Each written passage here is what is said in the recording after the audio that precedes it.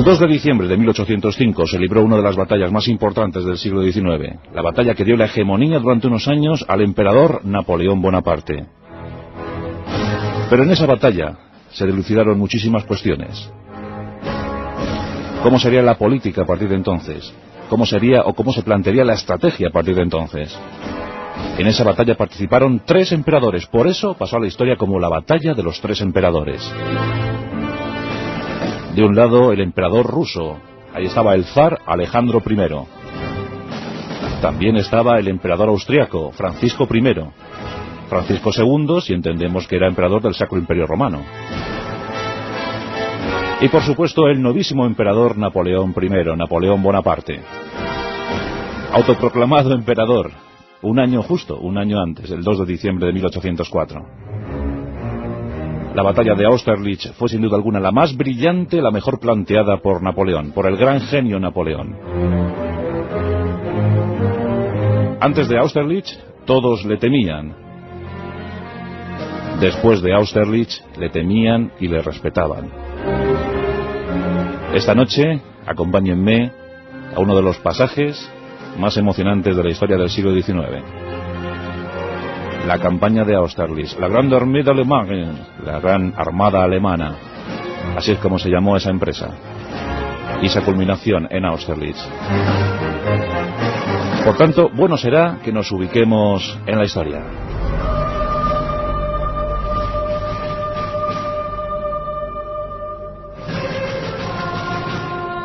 Napoleón Bonaparte, aquel corso, aquel jefe de la banda corsa, aquel clan familiar, hijo de Carlo y Letizia.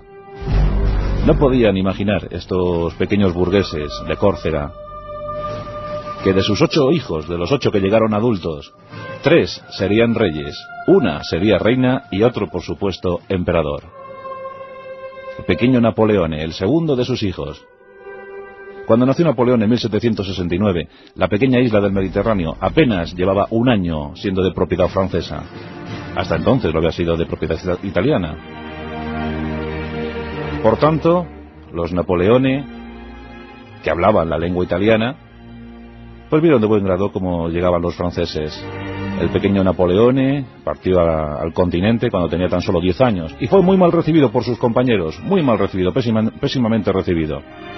Apenas chapurreaba el francés, era muy bajito para su edad y todos se burlaban de él. Pero aquella perseverancia, aquella tenacidad del pequeño Napoleone pronto le daría muy buenos éxitos y muy buenos resultados. Napoleón brilló con luz propia, porque además de ser un buen estratega, era un latente intelectual, muy aficionado al estudio, a la lectura. Leía con profusión todo lo que caía en sus manos. En 1788, con 19 años, es cuando se empieza a formar como intelectual. Lo lee todo, absolutamente todo sobre la guerra, porque se está formando en la escuela militar. Quiere llegar muy lejos. Años más tarde decía muy ufano que todo lo que aprendió sobre la guerra lo aprendió en los libros, y que había librado más de 60 batallas, pero que en ninguna de ellas había aprendido nada que no hubiese sabido de antemano en los libros. Ese era el carácter de Napoleón. La Revolución Francesa le iba a dar muchas oportunidades, como a otros jóvenes militares de la época. Esa revolución que llegó en 1789, cuando tenía tan solo 20 años, pero que propició que su entrada en la guerra le encumbrara rápidamente. Nos acordamos del sitio de Toulon, de la monárquica Toulon. Allí, como oficial de artillería, sirvió bastante bien. Su heroísmo y su inteligencia propiciaron que con tan solo 24 años ya fuera uno de los generales más jóvenes de toda Europa. Con 26 fue enviado a Italia, la campaña de Italia. La joven República Francesa libraba batallas por doquier. Todos los puntos de la frontera estaban siendo amenazados. En Italia, un mal pertrechado ejército le esperaba. 40.000 hombres, con poco alimento, con poca munición, con poco espíritu, recibieron a un joven Napoleón. Y este supo meterse a sus hombres en el bolsillo, supo lanzarle los discursos precisos, supo contarles cómo era la batalla, cómo era el honor y qué grandes riquezas les esperaban. Un gran comandante se empezaba a formar. Los más viejos le empezaban a respetar, le miraban con curiosidad. Se sentían embriagados por ese impulso, por esa constancia, por esa actitud febril. Nunca descansaba Napoleón. La campaña de Italia fue victoriosa y pronto fue enviado a Egipto, donde se debatían los intereses franceses. Tras pasar por Malta, sitio que conquistó en 2 días, llegó a Egipto. Ya conocemos la historia de Egipto, los avatares de Egipto. De allí huyó dejando lo que le quedaba de la tropa para llegar a Francia y en 1799 hacerse con el poder con tan solo 30 años. Fue proclamado cónsul, más tarde sería cónsul vitalicio, y por fin, en 1804, después de un plebiscito popular, fue nombrado emperador, proclamado en la Catedral de Notre Dame el 2 de diciembre de 1804. Tenía 35 años y era emperador de Francia.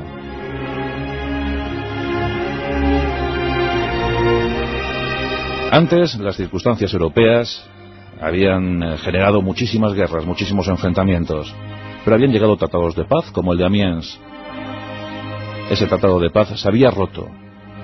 Se había roto porque los ingleses sabían perfectamente lo que estaba preparando Napoleón, y esto no era más que la invasión de su isla, la invasión de Gran Bretaña.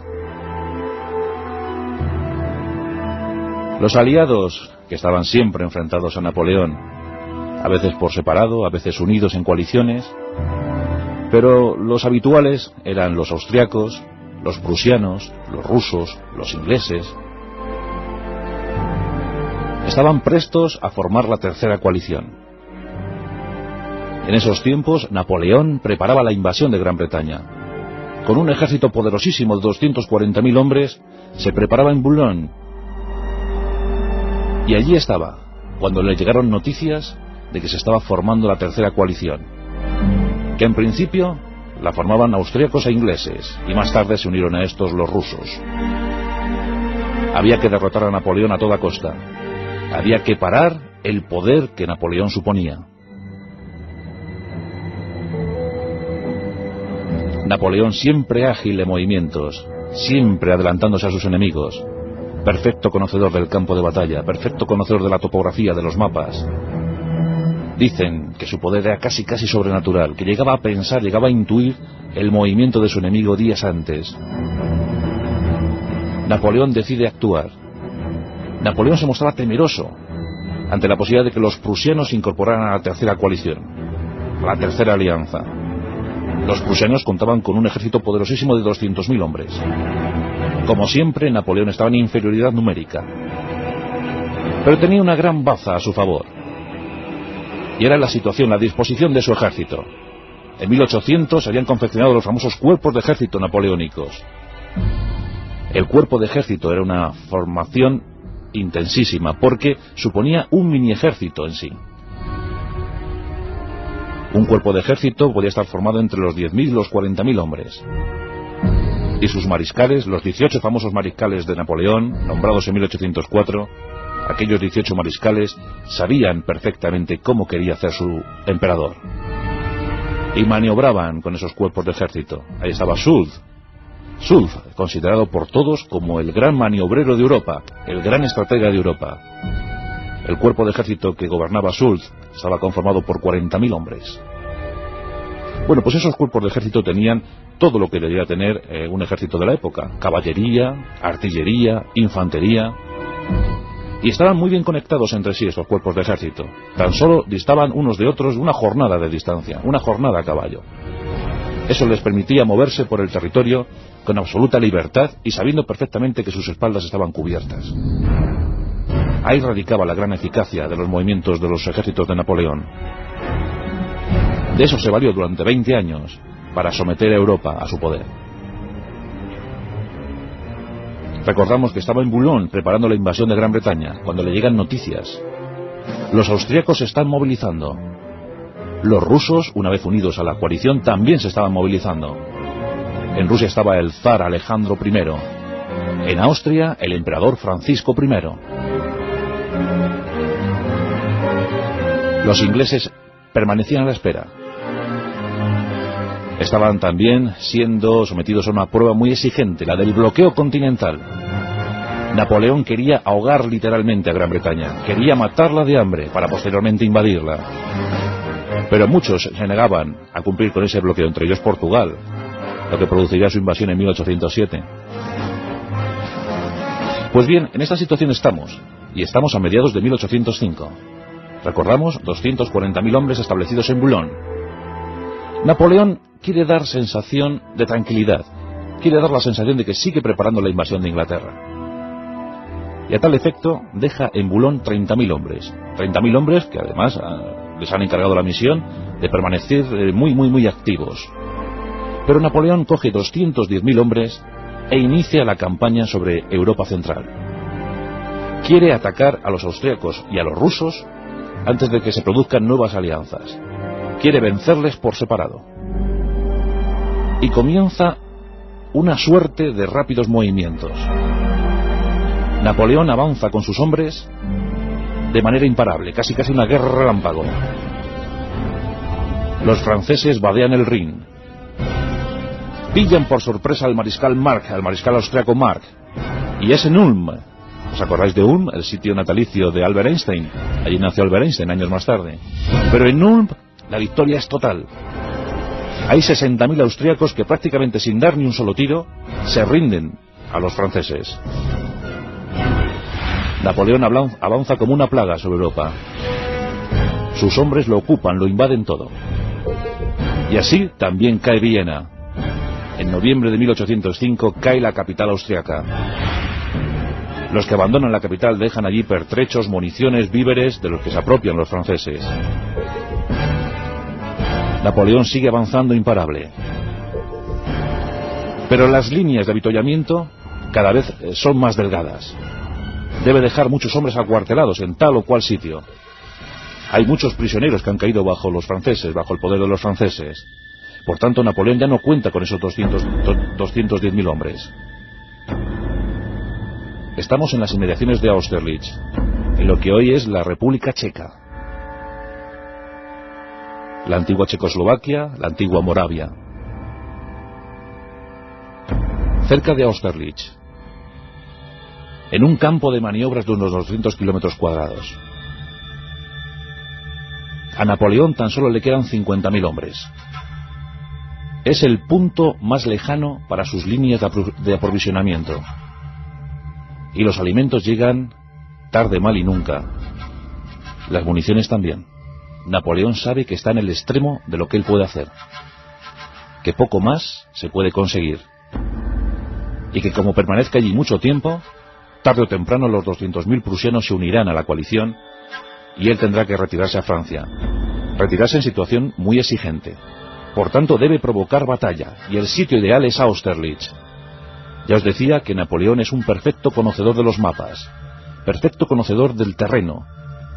Ganó muchísimas batallas conociendo el terreno, sabiendo por dónde debían moverse sus tropas en el tiempo y momento precisos.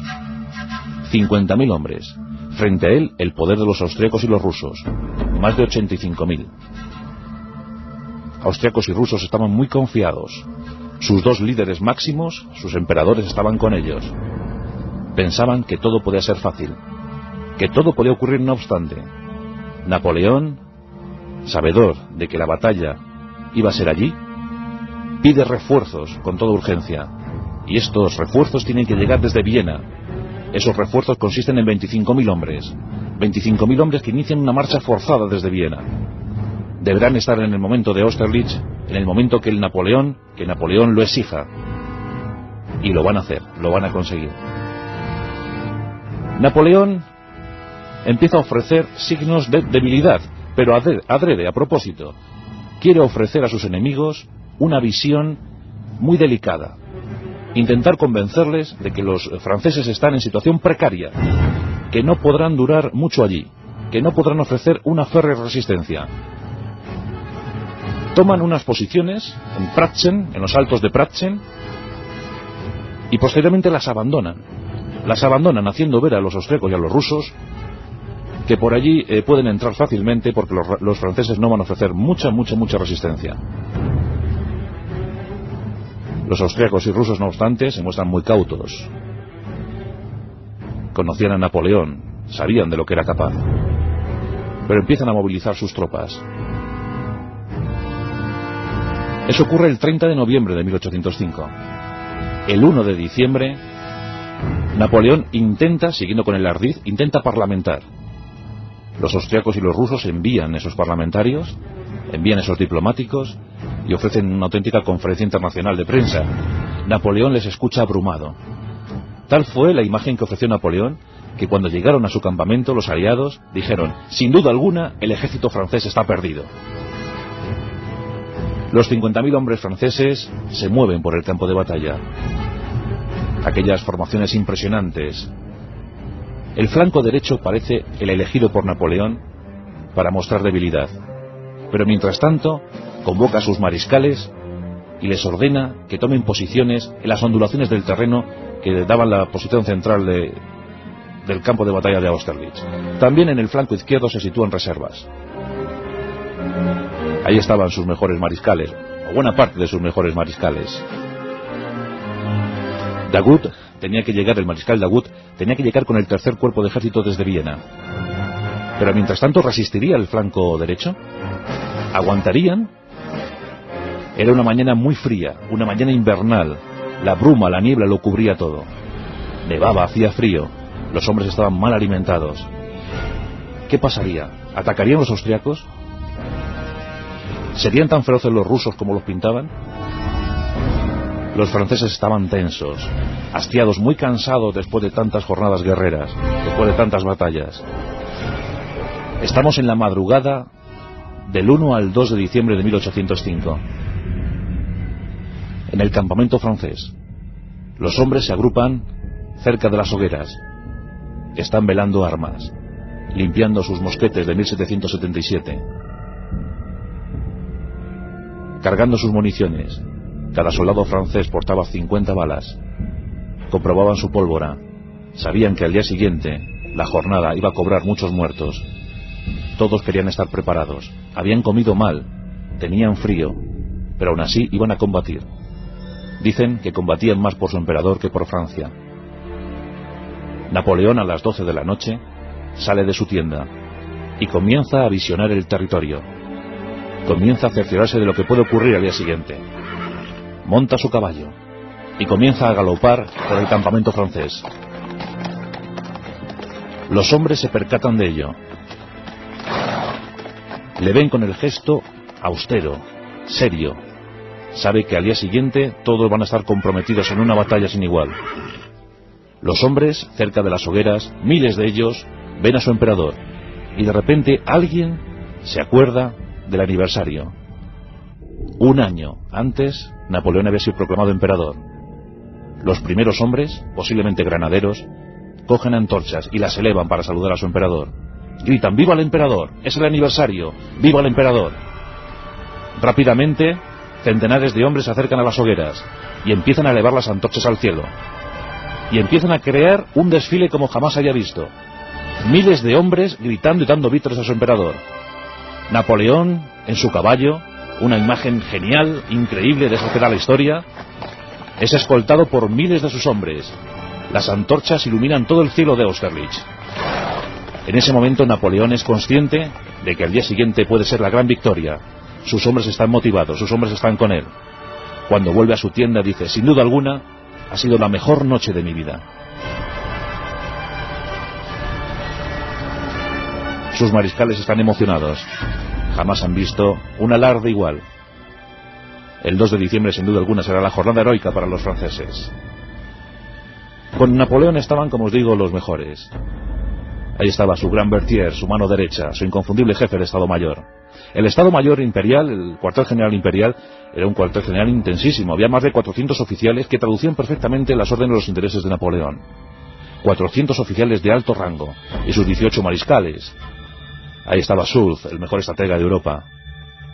Daoud, un mariscal muy joven, muy competente, que daría muy buenos resultados a Napoleón.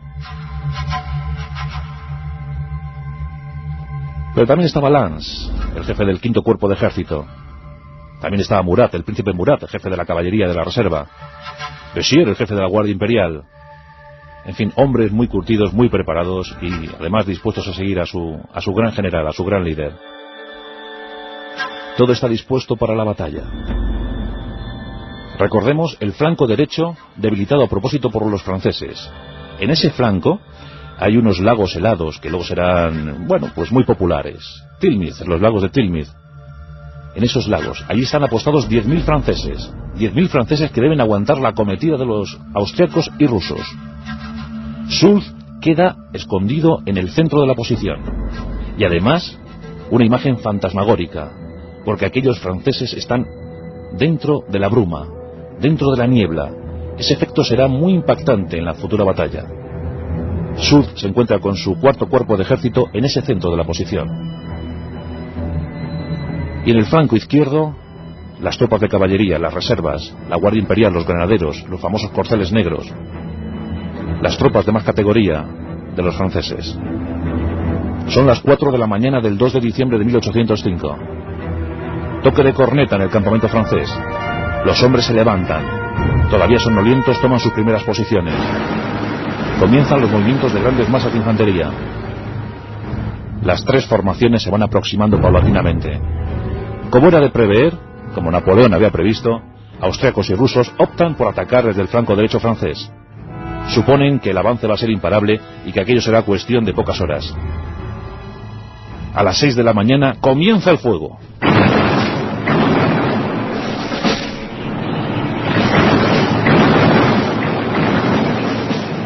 Un intenso duelo artillero. Recordemos que austriacos y rusos contaban con 85.000 hombres, más de 85.000 hombres y 278 cañones, 278 piezas de artillería. Los franceses en total participaron unos 73.000, los 50.000 establecidos más las tropas de refuerzo que llegaron de Viena. Contaban con 139 cañones. Una masa de infantería austriaco-rusa, casi 60.000 hombres, se dirigen hacia el flanco derecho. ¿Aguantarán los 10.000 franceses? Pues efectivamente, en las primeras tomas de contacto, los encuentros fueron brutales. Cayeron muertos a centenares. Situaciones dantescas, terribles. El frío invernal lo cubría todo. Y el humo de la pólvora también.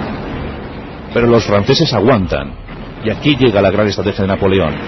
Ese flanco derecho era una vía libre hacia Viena. Y las tropas de Daoud, el tercer cuerpo de ejército, están llegando para nutrir a los defensores del flanco derecho. Poco a poco, los 60.000 atacantes austriaco-rusos empiezan a chocar contra la muralla defensiva de los franceses. Y quedan envueltos en una batalla tremenda, cruel y poco esperanzadora para los intereses aliados. Hora tras hora van tomando pueblos, un pueblo tras otro. Caen los castillos, caen las murallas defensivas. Los franceses aguantan, contragolpean, luego resisten, forman cuadros. Lo están consiguiendo. Los austríacos y los rusos se desesperan. ¿Qué ocurrirá? ¿Qué pasará? Como también estaba previsto, el centro de la posición austriaco-rusa empieza a nutrir al flanco derecho. Se empiezan a ir de la posición central. Los altos de Pratzen se están quedando desguarecidos. Lo que estaba previsto por Napoleón. La situación es intensísima. ¿Qué ocurrirá? También por el flanco izquierdo empiezan a atacar los austriacos y los rusos. La batalla se va generalizando por todos los frentes. 200 kilómetros cuadrados envueltos por el humo de la pólvora, las balas de cañón, la fusilería, ataques, contraataques. Poco a poco todas las tropas se van metiendo en la batalla. Pero llega el momento crucial. A media mañana, en torno a las 11 de la mañana, Napoleón se dirige a su mejor mariscal, se dirige a Soult y le dice: mariscal, es su momento, no le ordeno nada más que lo que usted sabe hacer, hágalo. Con un soplo de trueno ganaremos esta guerra. Y el soplo de trueno iba a llegar, dirigido por el mariscal Soult y sus dos potentes divisiones, que habían permanecido a la espera. Desde la posición central aguardaban impacientes. Llegaba el momento de calar bayonetas. Las bandas militares permanecieron con sus hombres. Se ordenaron las marchas y todos avanzaron, sin disparar un solo tiro. La visión era impresionante. Todo el cuarto cuerpo de ejército del ejército francés avanzaba al unísono. Los austríacos y los rusos, Kutuzov era su gran comandante, permanecían allí en la situación central. Y rápidamente, a las 11, alguien dio el grito de alarma. ¡Dios mío! ¡Son los franceses! ¡Son sin duda alguna los franceses! Kutuzov no daba crédito a lo que estaba viendo. Su posición central estaba desprovista. No tenía refuerzo, no tenía reservas. ¿Qué podía hacer? Y llegaba Soult, y llegaban con ímpetu. Rápidamente los franceses abrieron fuego. Un estrépito cubrió todo el campo de batalla. Pratzen quedó envuelto por las llamas. Los austríacos y los rusos resistían a duras penas, a muy duras penas. Soult había prometido al emperador culminar con éxito en 20 minutos, y lo consiguió. A fe que lo consiguió. Pero los austríacos y los rusos tenían mucha guerra que dar todavía. Algo tenían guardado. ¿Cuál era la última baza de los austríacos y los rusos? Pues sin duda alguna la Guardia Imperial rusa. 10.000 hombres bien formados, altísimos, increíbles, combatientes al límite, valientes como nadie. 10.000 hombres escogidos a propósito en base a su altura, su fortaleza y su predeterminación al combate. La Guardia Imperial rusa. Y al mando de esa Guardia Imperial, el archiduque Constantino. También en esa Guardia Imperial se encontraban los caballeros de la Guardia, hombres de la alta nobleza rusa. Iban a dar una buena medida. A la 1 de la tarde se ordena el último ataque. La Guardia Imperial avanza. La caballería rusa arrasa las primeras líneas de los franceses. Es un ataque a la desesperada. Saben que todo depende de ellos. ¿Qué pasará? ¿Qué ocurrirá? Los franceses también están en una situación muy forzada. Llega el momento para que actúen las tropas de reserva de los franceses. Napoleón ordena a sus granaderos a caballo que ataquen. Son los corceles negros, los famosos corceles negros de Napoleón.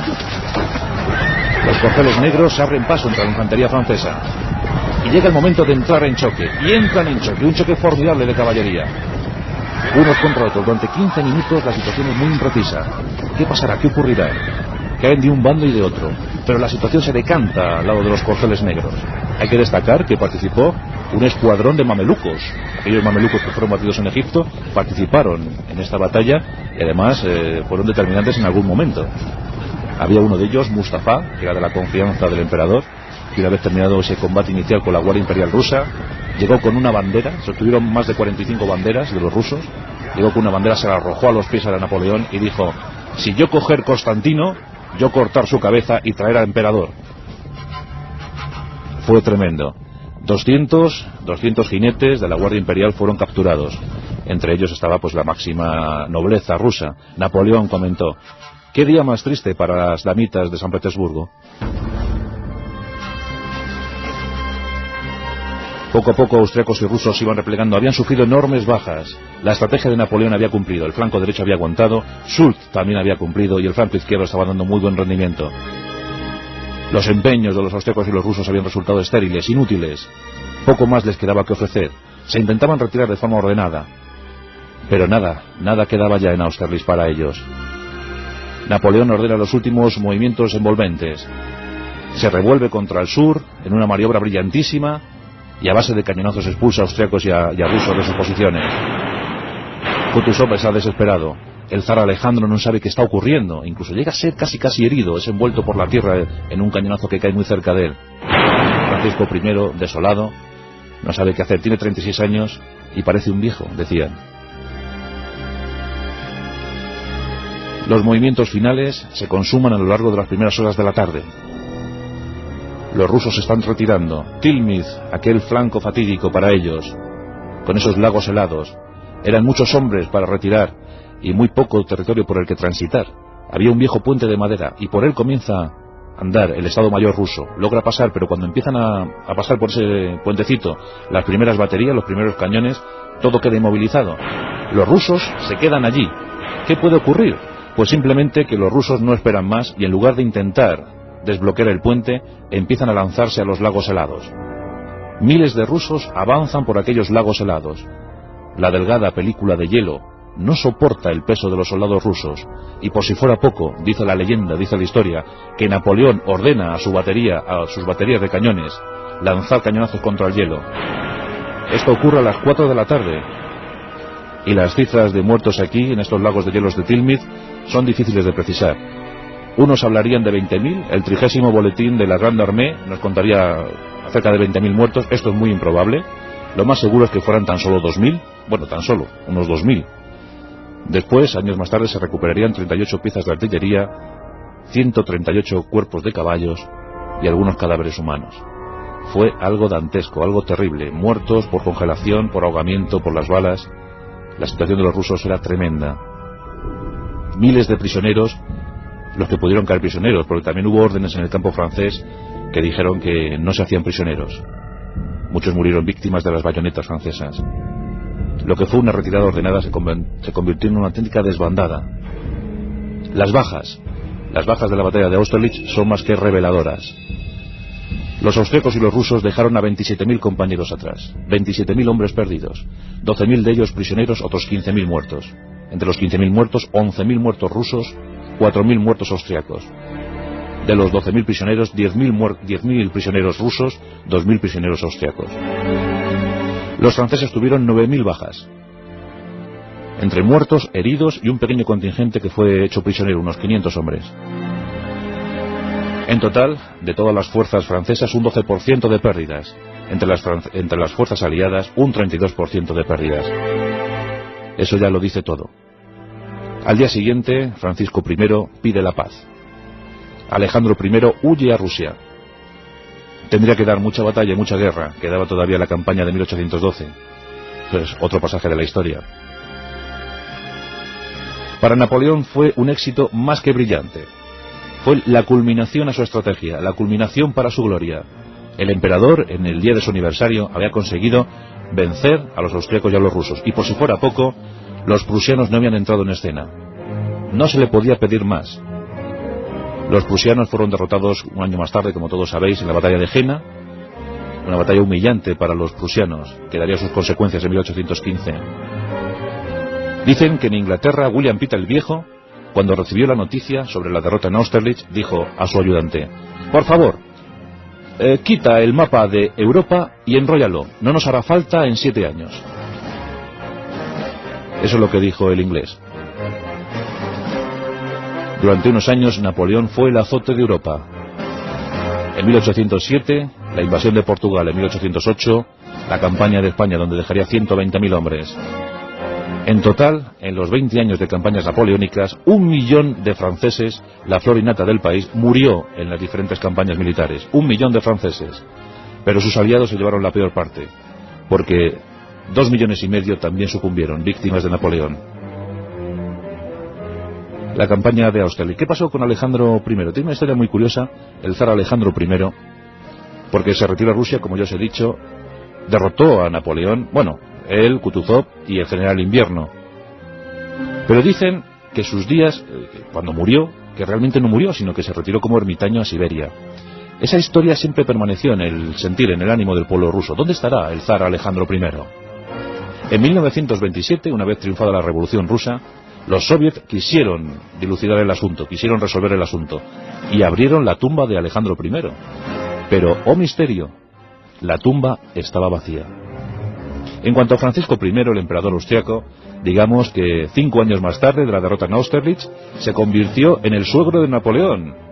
Su hija María Luisa se casó con Napoleón. De esa manera Napoleón se quiso entroncar con la casa real más vieja de toda Europa. Aún así no consiguió el respeto de nadie, como ya sabemos. Pero sí, una vez repudiada Josefina, María Luisa, la hija de Francisco I, se convirtió en la mujer de Napoleón. Cosas curiosas. Enemigos en Austerlitz, al final parientes por motivos de la política. Por cierto, un hijo de María Luisa era nombrado rey de Roma.